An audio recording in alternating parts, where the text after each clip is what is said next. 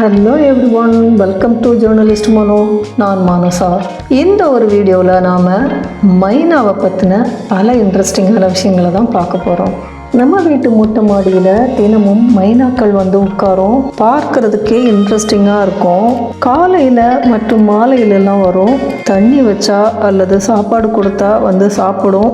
தினமும் மொட்டை மாடியில் தண்ணி வைக்கிறது வழக்கம். அதை குடிக்கிறதுக்கு ரெகுலராகவே வந்துவிடும். அதுபோல் ஏதாவது உணவு வச்சா காகம், அணில், அப்புறம் இந்த மைனாக்கள் எல்லாம் சேர்ந்து வந்து அவ்வப்போது வந்து சாப்பிட்டுட்டு போகும். நம்ம நாட்டில் விசித்திரமான கிரியேச்சரில் இந்த மைனாவும் ஒன்று. நாம் அனைவருமே அறிந்த அதிகமாக பழக்கமான பறவை தான் மைனா. எந்த இடத்துலையும் எந்த நேரத்துலையும் மைனாக்களோட சப்தங்களை கேட்கலாம். அவ்வளவு பிரபலமானவை.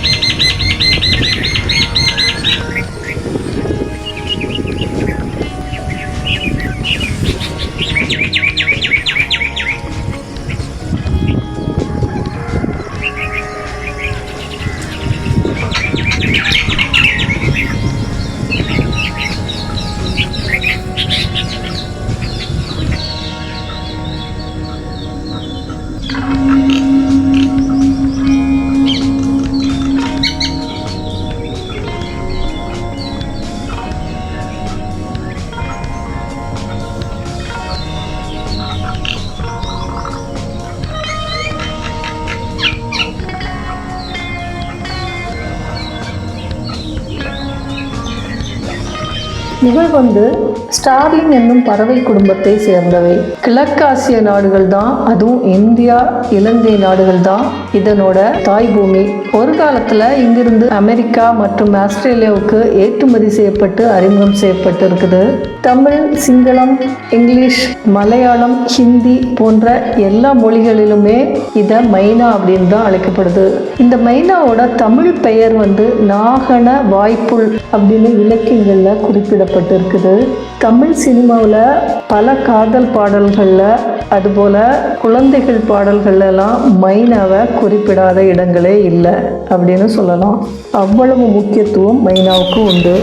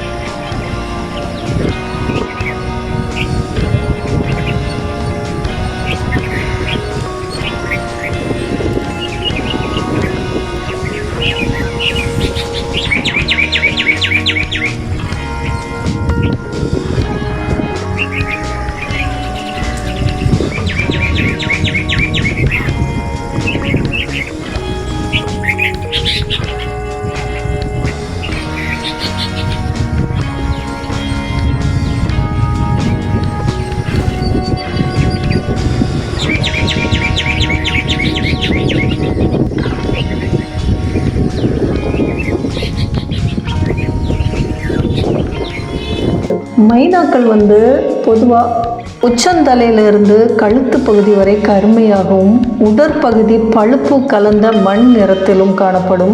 அவற்றின் அலகும் கண்களின் ஓரங்களிலேயும் கால்களிலேயும் மஞ்சள் நிறம் கொண்டிருக்கும். அலகிலிருந்து ஆரம்பிக்கும் மஞ்சள் நிறம் அப்படியே நீண்டு கண்களையும் சுற்றி படர்ந்திருக்கும். அதோட வாலுக்கும் சிறகுக்கும் அடியில் வெள்ளை கலரில் இருக்கும். இந்த மஞ்சள் வெள்ளை அந்த ப்ரௌன் கலர் எல்லாம் மிக்ஸ் பண்ணினது போல ஒரு தோற்றம் இருக்கிறதுனால இது பார்க்கறதுக்கு அழகாக இருக்கும். உறுதியான கால்கள், வலுவான சிறகுகள் கொண்டு இருக்கின்றன. வளர்ந்த மைனா ஒன்று 25 சென்டிமீட்டர் நீளம் கொண்டிருக்கும். புறத்தோற்றத்தை வச்சு பார்க்கும்போது மைனாக்களில் 7 வகை இனங்கள் இருப்பதா கண்டறிந்து இருக்காங்க. அதில் பிரபலமானது நம்முடைய நாட்டு மைனாக்கள் தான்.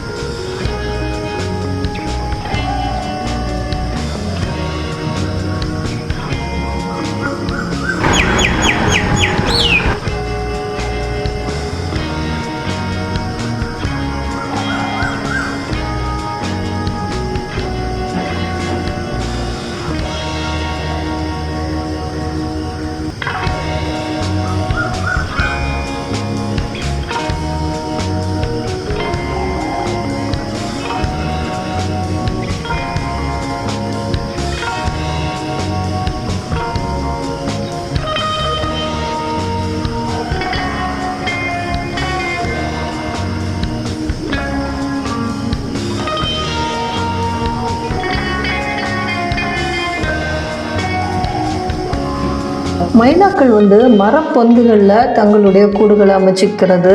அது மட்டும் இல்லாமல் மற்ற பறவைகள் போன்று மரக்கிளைகளில் கூடு கட்ட அவைகளுக்கு தெரியாது. பனை, தென்னை மரப்பொந்துகள், அப்புறம் கட்டிட சுவர்களில் உள்ள துளைகள், பாறை இடுக்குகள், செங்குத்தான மண் மேடுகளில் பொந்துகள் ஆகியவற்றில் கூடு கட்டும். பழைய பேப்பர், வைக்கோல், துணி போன்றவற்றை எடுத்துட்டு போய் பொந்துக்குள்ள வச்சு மெத்தை போல அமைச்சு அதில் முட்டையிட்டு அடைகாக்கும். மைனாக்கள் கூட்டமாக வாழக்கூடிய இயல்பு படைத்தவை. காலையில் எழுந்ததும் கூட்டமாக மரங்கள்ல இருந்து வெளியேறி மாலையிலும் கூட்டமாகவே கூடு சேரும். மரக்கிளைகளில் ஓய்வு எடுக்கிறது, நீர்த்தேக்கங்களில் குளிக்கிறது, உணவு உண்பது எல்லாமே கூட்டமாக தான். அதுபோல் காலை வேளையிலையும் அதுபோல் ஈவினிங் நேரங்கள்லையும், அதாவது விடியற் பொழுதிலும் சூரியன் அஸ்தமிக்கக்கூடிய நேரத்திலும் இவை கூட்டமாக மரங்களில் கூடி கீச் கீச்சுன்னு சத்தம் எழுப்பி கொண்டே இருக்கும். பறவை விரும்பிகளுக்கு இது இனிமையாக இருக்கும். மற்றவங்களுக்கு இந்த சத்தம் காதுகளுக்கு தொந்தரவாக கூட இருக்கலாம். சுமார் 20 வேர்கள் வரை உள்ளடக்கிய கூட்டமாக வாழும் மைனாக்கள். இவை இனப்பெருக்க காலத்தில் ஜோடி சேர்ந்து மற்ற மைனாக்களில் இருந்து ஒதுங்கி இருக்குமாம். இரண்டும் சேர்ந்து தமக்கான கூட்டை தெரிவு செய்து கொள்ளுமாம். அதில் முட்டையிட்டு அடை காக்கும். பெண் பறவை அடை காக்கும் போது ஆண் பறவை துணையா இருக்குமா. எந்த ஒரு பறவையையும் கூட்டை அண்ட விடாது. காகங்களையும் பாம்புகளையும் மூர்க்கத்தனமாக தாக்கி துரத்தி விடுமாம். அப்படிப்பட்ட வலிமை மிக்க துணிவு இதற்கு உண்டு. குஞ்சு பிறந்ததும் 2 பறவைகளும் சேர்ந்து குஞ்சுகளுக்கு உணவு கொடுக்கும். மைனாக்கள் புழுக்கள், பூச்சிகள், பழங்கள், சிறுதானிய மணிகள், தேன் என எல்லாவற்றையுமே சாப்பிட்றதுனால இதை அனைத்துண்ணி வகையிலும் சேர்க்கப்படுது. புழு பூச்சிகளை விரும்பி உண்றதுனால இதனை விவசாயிகளின் தோழன் அப்படின்னு கூட சொல்றாங்க. கொஞ்சம் மைனாக்கள் சுயமா தன்னோட காலில் பறக்கிற காலம் வரைக்கும் அவை கூட்டுக்குள்ளேயே இருக்கும். பெற்றோட பராமரிப்பு அவற்றுக்கு மிக முக்கியம். பறக்கும் வலிமையை பெற்றுவிட்டால் அதனை ஒரு விழாவாகவே எல்லா மைனாக்களும் சேர்ந்து கொண்டாடுமாம். சில நேரங்களில் நம்ம வீட்டு சூழலில் கூட நீங்களும் இதை பார்த்துருப்பீங்க. குஞ்சு மைனாக்கள் தாமாக கூட்டுக்குள்ளே இருந்து வெளியேறி பறக்க வேண்டும். அப்படி இல்லாவிட்டால் பெற்றோர்கள் ஒவ்வொரு குஞ்சையும் எடுத்து வெளியே போட்டுடுமா. அப்போது சுற்றி இருக்கிற மற்ற மைனாக்கள்லாம் சத்தம் எழுப்பி ஆரவாரம் செய்து குஞ்சு மைனாக்களை பறக்க உற்சாகம் ஊட்டுமாம். இது பார்க்க ஒரு கண்கொள்ளா காட்சியாக இருக்கும். புறா, காகம், சிட்டுக்குருவி போல மைனாக்களும் மனிதர்கள் வாழக்கூடிய பகுதிகளில் ஓரளவு திறந்த வெளியை அண்டித்தான் அதிகம் வாழ ஆசைப்படுகின்றன. அப்போதான் அவற்றுக்கு இலகுவாக உணவும் பாதுகாப்பும் கிடைக்கும். இந்த மைனாக்களுக்கு நல்லாவே பறக்க முடிஞ்சாலும் எல்லா திசைகள்லையும் இவை சுற்றி திரிவதில்லை. தாம் பிறந்த இடத்திலிருந்து 1-2 கிலோமீட்டர் தூரம் சுற்றி தான் இவை பறந்து திரியுமாம். அந்த பரப்பளவுக்குள்ளே இருக்கக்கூடிய வீட்டு முற்றங்களுக்கும் கொல்லைப்புறங்களுக்கும் இவை அடிக்கடி செல்லும். அதனால் அந்த வீட்டு நபர்களை இவைகளால் ஞாபகம் வச்சிக்கவும் முடியுமா. இவைகளுக்கு நாம் உணவும் நீரும் கொடுத்துட்டே வந்தால் நம்முடைய நம்பிக்கையை பெற்று நம்ம பக்கத்தில் அடிக்கடி வந்துட்டு போகும். இதை நானே பல முறை உணர்ந்திருக்கிறேன். மைனாக்களுக்கு இமிட்டேட்டிவ் ஸ்கில்ஸும் இருக்குது. அதாவது கிளிகள் போல நாம் கற்றுக் கொடுக்கதை அப்படியே ஞாபகத்தில் வச்சுட்டு பேசக்கூடிய திறன் படைத்தவை. இதனால் சிலர் மைனாக்களை செல்ல பிராணியாக கிளிகள் போல வளர்க்கிறதும் உண்டு.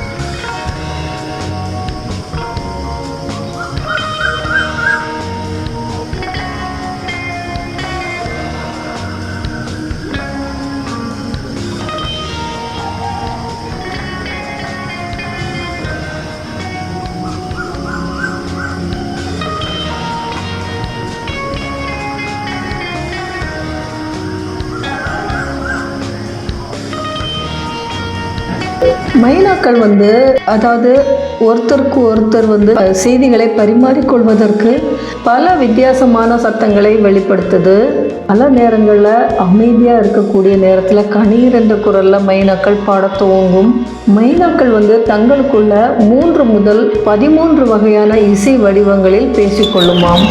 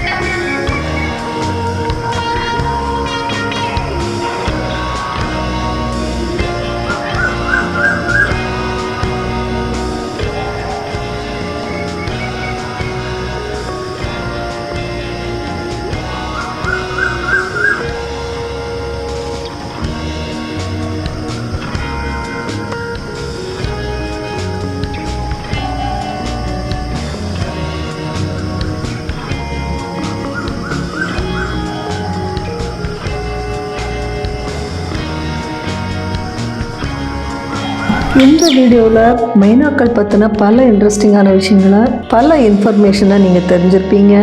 வீடியோ பிடிச்சிருந்தா ஒரு லைக் பண்ணுங்கள். வீடியோ உங்கள் ஃப்ரெண்ட்ஸ் அண்ட் ரிலேட்டிவ்ஸ்க்கு ஷேர் பண்ணி விடுங்க. வீடியோ பற்றின கருத்துக்களை கமெண்ட் பண்ணுங்கள். ஜேர்னலிஸ்ட் மனோ யூடியூப் சேனலை சப்ஸ்கிரைப் பண்ணாதவங்க சப்ஸ்கிரைப் பண்ணி வச்சுக்கோங்க. Keep smiling. தேங்க்யூ ஃபார் வாட்சிங்.